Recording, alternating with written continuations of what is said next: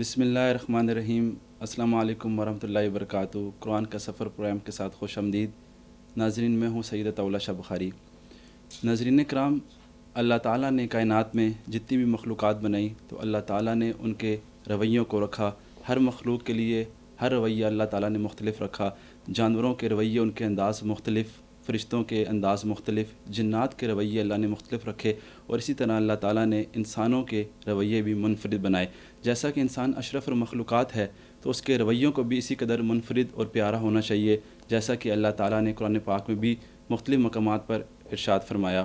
اور قرآن پاک انسان کے، مسلمان کے کن رویوں کی طرف اشارہ کرتا ہے، آج ہم اسی پر بات کریں گے۔ اور جو آج ہمارے پروگرام کا حصہ بنے، بہت ہی علمی شخصیت، ان کی گفتگو میں ایسی شائستہ گفتگو کرنے کے مالک، ایسے مدبرانہ گفتگو کرتے ہیں، اور اپنے جو ہے علم سے باقی بھی طلباء کو جو ہے وہ پیغام پہنچا رہے ہیں، دین کی اشاعت کر رہے ہیں۔ ہمارے درمیان موجود ہیں سجادہ نشین بگھار شریف ڈاکٹر پروفیسر صاحبزادہ ساجد الرحمان صاحب۔ بہت شکریہ آپ کا ڈاکٹر صاحب کہ آج آپ تشریف لے کر آئے۔ سب سے پہلے میں آغاز کروں گا، آج میں جب آ رہا تھا تو صبح مجھے ایک تحریر دیکھنے میں ملی، اور میرا دل چاہا کہ آج پروگرام کا آغاز ہی میں اسی سے کروں۔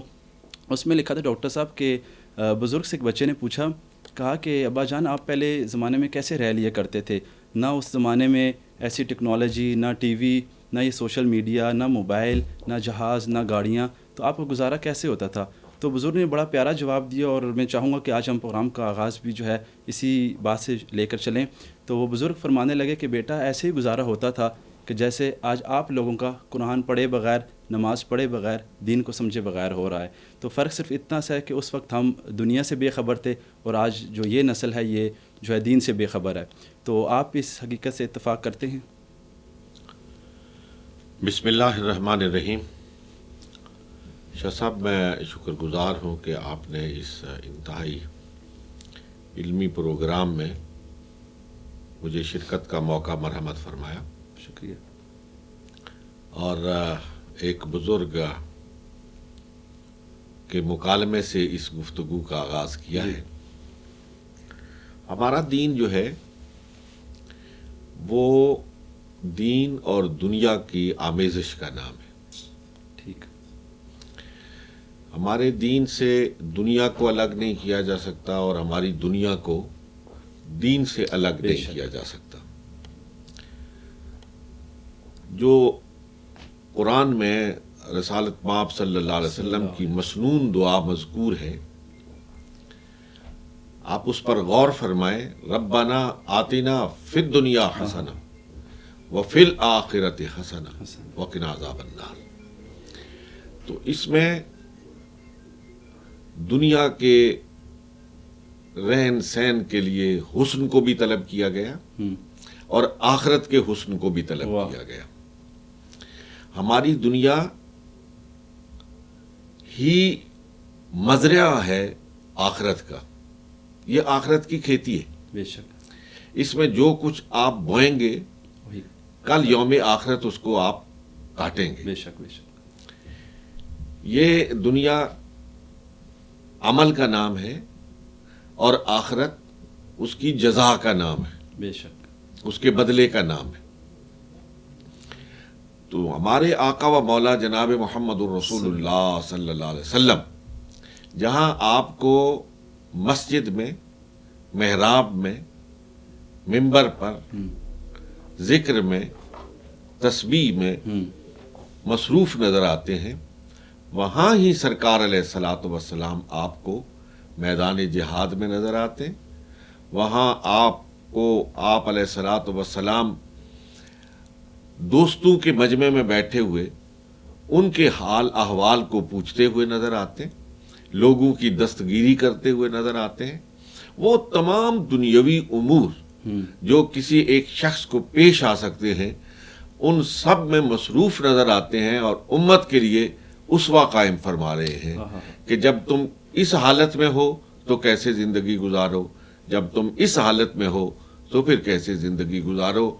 تو ان بزرگوں کی بات سے میں پارشلی تو اتفاق کرتا ہوں، لیکن نہ ہماری دنیا بغیر دین کے مکمل ہو سکتی ہے، اور نہ ہمارا دین بغیر دنیا کے مکمل ہو سکتا ہے. زبردست, بالکل ٹھیک.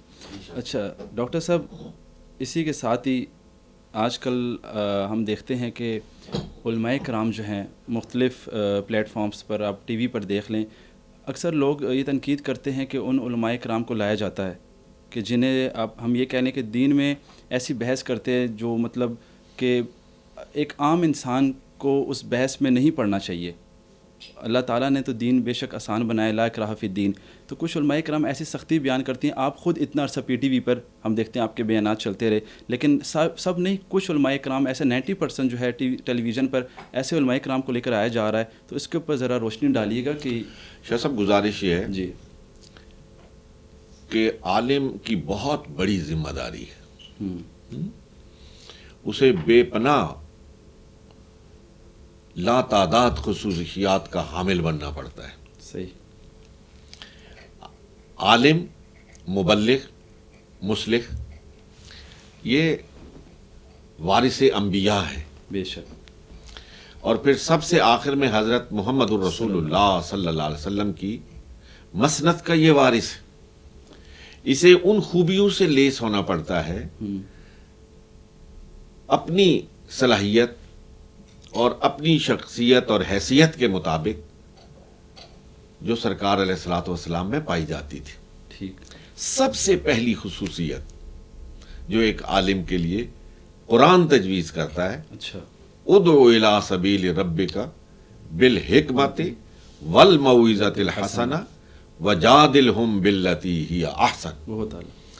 کہ جب تم دعوت کے لیے کھڑے ہو, جب منبر اور محراب پر تم اس کی زینت بنو, تو سب سے پہلی چیز جو تمہارے لیے بنیادی اہمیت کی حامل ہے وہ حکمت ہے, ٹھیک, دانائی ہے.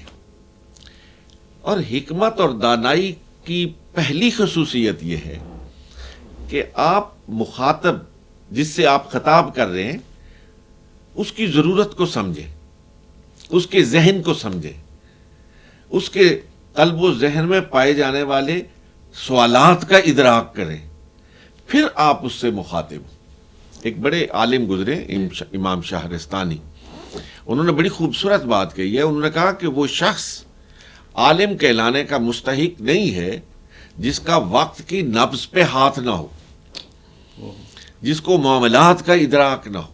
وہ کہتے ہیں وہ عالم کہلانے کا ہی مستحق نہیں ہے. آج جو سب سے بڑی کمی پائی جاتی ہے وہ یہ ہے کہ بوجوہ میں سب کے نہیں, بڑے بڑے جید عالم اور بڑے بڑے عظیم مصلح اور پارسا مصلح اس معاشرے میں موجود ہیں, اور انہی کی دم قدم سے یہ معاشرہ قائم ہے. لیکن عمومی فضا کی بات کر رہا ہوں کہ ان کو مسائل کا ادراک نہیں ہوتا. وہ جانتے نہیں کہ میرے سامنے کالج کا بچہ بیٹھا ہے, میرے سامنے یونیورسٹی کا بچہ بیٹھا ہے, میرے سامنے آج وہ بچہ بیٹھا ہے جس پر گوگل کی وجہ سے پوری دنیا ایک کھلی کتاب کے مانند سامنے موجود ہے. تو مجھے اس سے مخاطب ہونے کے لیے تھوڑا سا پڑھ کے آنا چاہیے, سوچ کے آنا چاہیے, غور و فکر کے بعد پھر اپنی فکر کا ایک لب ان کے سامنے پیش کرنا چاہیے. نتیجہ کیا ہوتا ہے, ان کے ذہن میں سوال اور ہوتا ہے, آپ اور تقریر کر رہے ہوتے ہیں, اس طرف وہ متوجہ نہیں ہوتے ہیں, آپ کی بات ساری بے اثر ہو کے رہ جاتی ہے, وہ نتیجہ خیز نہیں ہوتی. والموعظۃ الحسنہ, کہ کسی کے ساتھ بھی جب آپ بات کریں تو پیار سے کریں, محبت سے کریں, وہ بات اثر پذیری کی قوت سے لیس ہوتی ہے, ورنہ ریئیکشن ہوتا ہے, بالکل صحیح, رد عمل ہوتا ہے. فرعون کے معاملے میں موسیٰ علیہ السلام سے کہا جا رہا ہے فقولا لہو قولا لینا. اور دیکھیں بڑا اچھی طرف آپ نے اشارہ فرمایا, کافر کی طرف جا رہے ہیں, اور ایک نہیں دو پیغمبر جا رہے ہیں, موسیٰ اور ہارون. وقولا لہو قولا لینا, ان دو پیغمبروں سے بات کی جا رہی ہے کہ وہاں جا کے اس سے سختی سے کوئی بات نہ کرنا, نرمی سے بات کرنا. ہم سب کے آقا و مولا جناب محمد رسول اللہ صلی اللہ علیہ وسلم مسجد نبوی میں کھڑے, کچھ صحابہ آپ کے ساتھ کھڑے, ایک بدو آ جاتا ہے اور وہ مسجد کے ایک کونے میں بیٹھ کے پیشاب کرنے لگتا ہے. جی, صحابہ اس کی طرف لپکتے, حضور فرماتے نہیں, रुक जाओ, इसको फारिग होने दो। वो फारिग हो जाते और उसके बाद हुजूर फरमाते हैं पानी लाओ और इस जगह को धो, और साथ ही उससे इरशाद फरमाते कि ये मस्जिद अल्लाह का घर है, सुभान ये पाकीज़ा जगह है, इनमें इस तरह की हरकत नहीं करनी चाहिए।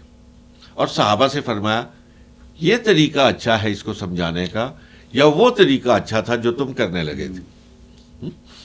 तो एक आलिम के लिए हिकमत चाहिए, मौइज़त चाहिए, और अगर कोई मुजादले के लिए तैयार हो जाए, वजादिलहुम बिल्लती हिया अहसन, आपके साथ मुकालमा शुरू कर दे, गुफ्तगू शनीद शुरू कर दे, तो उसमें भी तहजीब और शाइस्तगी का दामन कभी हाथ से छूटने न पाए। ये आलिम की शान है। आज के हमारे मुआशरे में जो गालम गलोच है, जो एक दूसरे पे दुश्नाम तराजी है, जो एक दूसरे का शजरा नसब पढ़ा जाता है, इसका इस्लामी तहजीब और मुआशरत से, और वो तबलीग और इस्लाह का वो अंदाज जो हमारे आका व मौला जनाब मोहम्मद रसूलुल्लाह सल्लल्लाहु अलैहि वसल्लम का था, उससे इसका कोई ताल्लुक नहीं है। बिल्कुल ठीक। अच्छा डॉक्टर साहब, इसी के साथ हम जब देखते हैं उलमाए कराम की ही बात चल पड़ी, तो मैं ये पूछना चाहूँगा, उलमाए कराम को जब अल्लाह ताला बेशक नवाजते हैं, दीन की जो काम कर रहे हैं, अभी हाल ही में हम देखते हैं, अगर मैं नाम लेकर कहूँ कि मौलाना तारिक जमील साहब के हवाले से बड़ा सोशल मीडिया पे कहा गया कि इतनी बड़ी बड़ी गाड़ियों में घूमना और इस तरह पीराने कराम जितने भी उनके ऊपर तनकीद करना कि ये इनका काम तो दीन को फैलाना है, पैसे कमाना नहीं, तो क्या इस्लाम पैसा कमाने से रोकता है? हम इसे इस्तदराज समझें, अल्लाह ताला की नेमतें समझें कि आप बेशक दीन की तबलीग अपनी जगह, लेकिन अल्लाह अगर किसी को नवाज रहे हैं तो उसका लोगों के यहाँ उसकी परसेप्शन को थोड़ा ठीक कीजिएगा और बताइएगा कि इसको बग़ैर किसी उस लंबी बहस में और तफसील में और किसी शख्स का नाम लिए बग़ैर मैं अर्ज़ करना चाहता हूँ, हमारे बर्रे सगीर के बहुत बड़े आलिम हैं शाह अब्दुल अजीज़ मुहद्दिस देलवी रहमतुल्लाह अलैह। जी बिल्कुल। उनकी तफसीर अजीज़ी, उसके हाशिए पे उन्होंने एक बात लिखी है और बड़ी खूबसूरत बात है। मेरे ख्याल में आपका सवाल और फिर उस पर मेरा जवाब, बात का इबलाग मुमकिन हो जाएगा। चलें। हज़रत शाह साहब लिखते हैं कि अगर पैसा आपके दरवाजे पे आए तो उसे आने दो, दरवाजे से अंदर आए उसे आने दो। ठीक। पैसा आपकी जेब में जाए हलाल तरीके से, ठीक है, हलाल, आपकी जेब में जाना चाहे जाने दो। ओके। लेकिन जब पैसा तुम्हारे दिल के अंदर घुसने लगे तो दरवाजा दिल को बंद कर लो। वाह, क्या बात। वो अल्लाह का मकाम है, ठीक है, वो अल्लाह की क़यामगाह है, उसमें सवाए उसके, क्योंकि जब वो तुम्हारे दिल में जाएगा तो फिर तुम हलाल और हराम की तमीज़ नहीं करोगे, फिर तुम उसकी इबादत करोगे, तुम उसके सामने झुकोगे, तुम्हारा सब मतमय नज़र फिर पैसा बन के रह जाएगा। ठीक। देखिए, पैसा फी नफ्से ही कोई मज़मूम चीज़ नहीं है। दो चीज़ों पे नज़र आनी चाहिए, पैसा आ कहाँ से रहा है और पैसा जा कहाँ रहा है। अगर आने पर भी नज़र हो, उसके जाने पर भी नज़र हो, आने वाले ज़राए भी हलाल हों, जाने वाले ज़राए भी हलाल हों, तो ये पैसा अल्लाह तबारक व तआला की बहुत बड़ी नेमत है। ठीक है।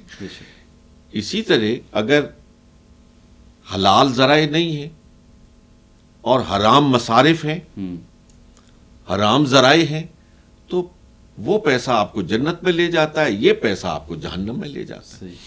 अब ये पैसा किसी बिजनेसमैन के पास आता है या किसी आलिम के पास आता है या किसी और शख्स के पास आता है, इससे मेरे ख्याल में ये इररिलेवेंट चीज़ है। दीन को मिक्स नहीं करना चाहिए। हाँ जी, पैसा हलाल ज़राए से कमाओ, हलाल ज़राए पे खर्च करो, कोई भी कमाए कोई भी खर्च करे। बिल्कुल ठीक है, बहुत अच्छा पैगाम है। डॉक्टर साहब, कुरान पाक की तरफ आते हैं। कुरान पाक में अल्लाह ताला इरशाद फरमाते हैं एक मकाम पर, अक्सर लोग भी पूछते हैं कि जब हम पे मुसीबत आती है तो ये तो अल्लाह ताला की तरफ से होती है, तो हमारा इसमें क्या कसूर। कुरान पाक में अल्लाह ताला इरशाद फरमा रहे हैं, कुल्लन युसीबुना इल्ला मा कतबल्लाहु लना, कि जो भी मुसीबत आती है वो अल्लाह ताला की तरफ से आती है। और दूसरे मकाम पर अल्लाह ताला इरशाद फरमाते हैं, वमा साबाकुम मिन मुसीबतिन फबिमा कसबत अयदीकुम, جو مصیبت آ رہی ہے وہ تمہارا اپنا ہی بویا ہوا ہے، جس کی وجہ سے تم پر مصیبت آ رہی ہے، تمہارے اپنے ہاتھوں کی کمائی ہے. تو اس ظاہری جو یہ تعارض ہے، اس کانفلکٹ کو دور کیجیے گا اور ان آیات کی روشنی میں ہمیں تھوڑا سمجھائیے گا. شاہ صاحب گزارش یہ ہے کہ اگر قرآن کی ان دونوں آیات کو سامنے رکھ کر آپ غور کریں تو بات کھل کر خود بخود واضح ہو کر سامنے آ جاتی ہے. ایک ہے کہ ہر چیز کا اللہ کی طرف سے نازل ہونا، وقوع پذیر ہونا، ٹھیک. اور دوسرا ہے بندے کے اپنے اعمال. یہ جزا اور سزا کا عمل ہے. اللہ رب العالمین نے قرآن پاک میں ارشاد فرمایا وَهَدَيْنَاهُ النَّجْدَيْنِ، ٹھیک. کہ میں نے دو راستے تمہارے سامنے کھول کر رکھ دیے. ایک میرا راستہ ہے، ایک شیطان کا راستہ ہے. اس کی منزل بھی متعین فرما دی، اس کی منزل بھی متعین کر دی. اگر اس منزل کی طرف رواں دواں رہو گے تو تمہارے ہر عمل کے بدلے میں تمہیں جزا دوں گا. ٹھیک. اور اگر اس طرف تمہاری توجہ ہوگی اور تم اس راستے کو متعین کرو گے اور اس پر گامزن ہوگے تو پھر تم میری سزا سے بچ نہیں سکو گے. بہت پرانی بات ہے، جب زلزلہ ہوا تھا تو اس میں ایک ٹی وی پروگرام پہ ہی مجھ سے پوچھا گیا تھا اور دوسرے دوست بھی تھے. انہوں نے کہا کہ یہ زمین کے نیچے پلیٹیں ہیں جو آپس میں ٹکراتی ہیں تو زلزلہ آتا ہے. اوکے. اس کا انسانی اعمال کے ساتھ کوئی تعلق نہیں ہے.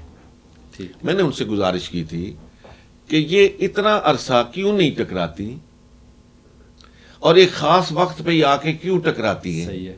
گناہ تو کنٹینیو ہو رہے. میں نے کہا صرف یہ ہے کہ یہ وہ خالق جانتا ہے، وہ مالک جانتا ہے کہ میں نے کب جزا دینی ہے، کب سزا دینی ہے، ٹھیک. اور میری جزا کا طریقہ کار کیا ہوگا اور میری سزا کا طریقہ کار کیا ہوگا. کیونکہ اسی قرآن میں اللہ رب العالمین نے بدگماش قوموں کے بارے میں ایک ایک ایک ایک کر کے کہ اگر کوئی یہ عمل کرتی تھی تو پھر میں نے یہ سزا دی، پھر یہ عمل کرتی تھی تو میں نے یہ سزا دی، یہ عمل کرتی تھی میں نے یہ سزا دی، اور یہ عمل کرتی تھی تو میں نے اس کی یہ جزا دی. صحیح ہے. یہ اس کو ثواب دیا، یہ اس کے حسن عمل کا نتیجہ قرار دیا.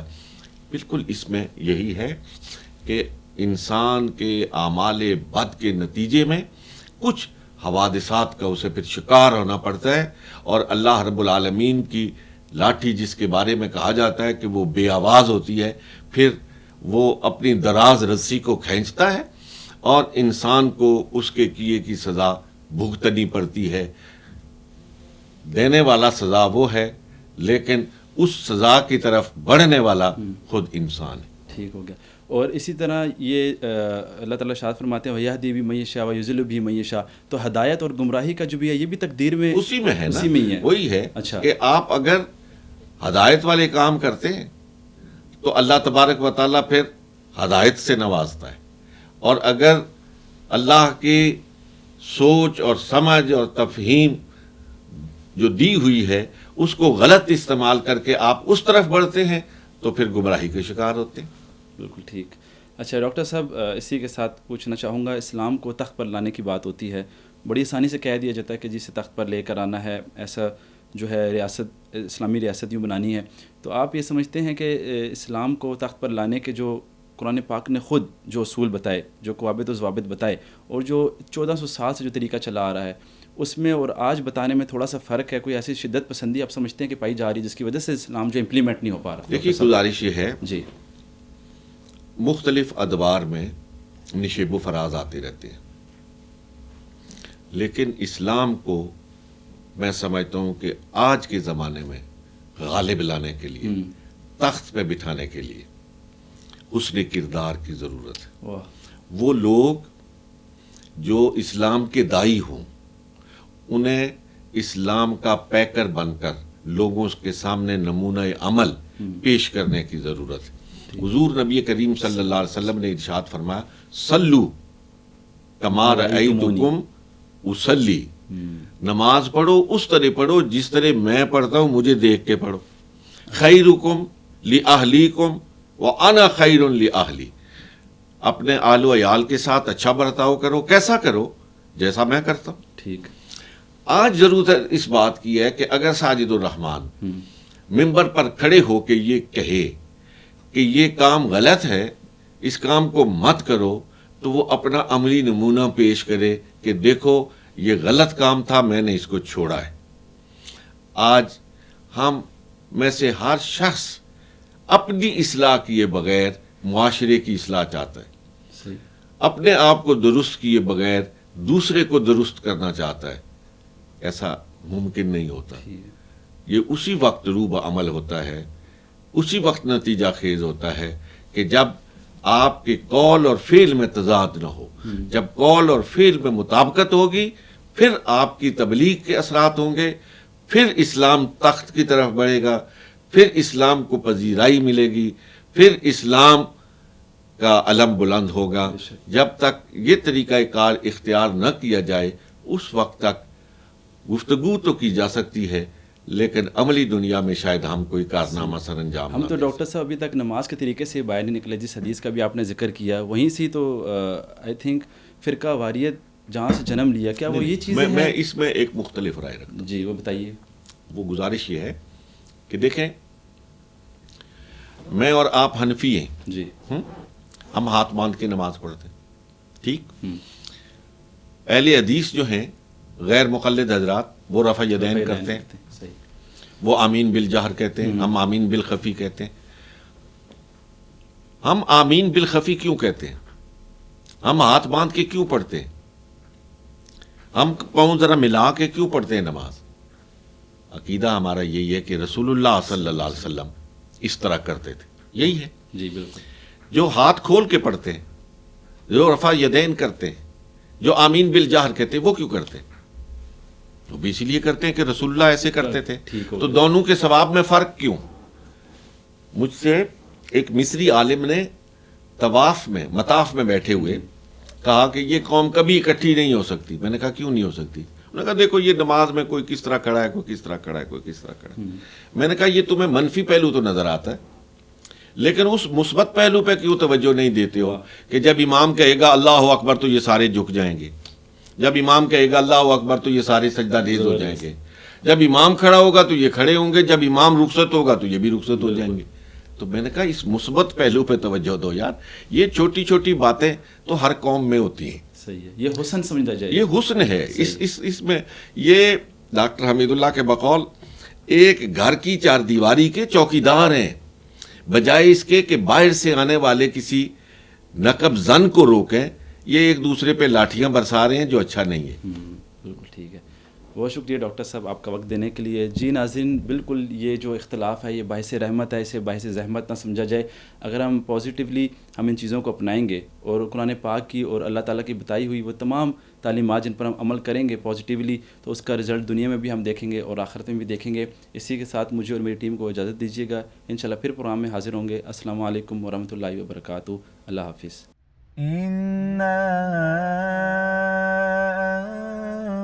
أنزلناه قرآنا عربيا لعلكم تعقلون